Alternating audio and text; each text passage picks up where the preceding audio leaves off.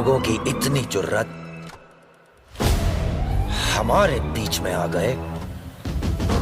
Jail जाते वक्त ये हथकड़ियां तुम दोनों के हाथों में होंगी। आखिर तुम हो कौन? हम कौन होते हैं बे?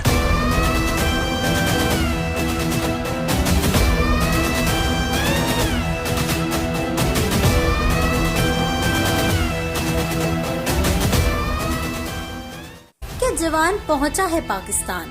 नमस्कार दोस्तों, एक बार फिर से आप सभी का स्वागत है बॉलीग्राड स्टूडियोज में और मैं हूं आपके साथ अनुष्का त्यागी। एसआर के स्टारर जवान की इस कहानी की शुरुआत होती है लाहौर से, जहां पे जवान यानी कि एसआर के नाम का एक टेररिस्ट यहां के सेंट्रल जेल में काफी सालों से बंद है। जवान टेररिस्ट है या नहीं, इस बात का पता तो बाद की बात है, पर उससे पहले ही पाकिस्तान की सरकार ने जवान को भारतीय जासूस कहकर अपने कब्जे में ले लिया है। जवान पिछले 32 सालों से लाहौर के सेंट्रल जेल में बंद है। उसके परिवार को जस्टिस मिलेगा भी या नहीं, ये कोई नहीं कह सकता। 1990 से लेकर अब तक भारत सरकार कई बार पलटी और इस पलटती राजनीति में भला एक जासूस की खबर कौन रखे। जवान का परिवार 9 सालों तक तो सुप्रीम कोर्ट और पार्लियामेंट के चक्कर काटता रहा, इस उम्मीद में कि कभी तो उनके बेटे को जस्टिस मिलेगा, पर ऐसा करते करते जस्टिस तो नहीं मिला। पर जवान की वाइफ अपने 10 साल के बेटे को पीछे छोड़ इस दुनिया से चली गई। Kolathur police station, Chennai, 2022। सुनने में आया है कि अगर कोई शिवा की बातों के बीच में बोलता है तो उसे अपनी नौकरी गंवानी पड़ती है। इसी वजह से कोई उससे पंगा नहीं लेता।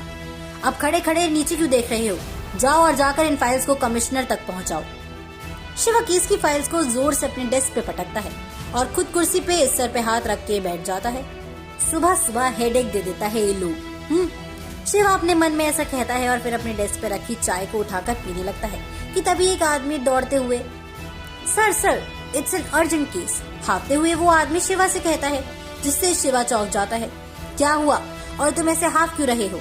शिवा उस आदमी से सवाल करता है जो शिवा से कहता है कि कुछ दिनों पहले उसका छोटा भाई शंकर यानी कि निविन किसी नासिर यानी कि मीर सवारकर नाम के आदमी से मिला था। उसके बाद शंकर के साथ थोड़ी देर बाहर चला गया, लेकिन अब पूरे 3 दिन हो गए हैं, लेकिन अभी तक शंकर का कोई पता नहीं है। उस आदमी के मुताबिक उसका नाम सेल्वम यानी कि विजय सेतुपति है, जिसका भाई शंकर किसी नासिर नाम के अनजान आदमी के साथ लापता है। सेल्वम के मुताबिक उसे नासिर को लेकर उसके आसपास के लोगों से पूछताछ की, लेकिन नासिर का कोई पता नहीं चल पाया। असल में ऐसा कहा जाता है कि नासिर का परिवार पाकिस्तानी इमिग्रेंट है जो पिछले 18 सालों से चेन्नई में रह रहा था, लेकिन जब से नासिर गायब है तब से ना ही उसके परिवार का कुछ पता चल पाया है और ना ही नासिर का।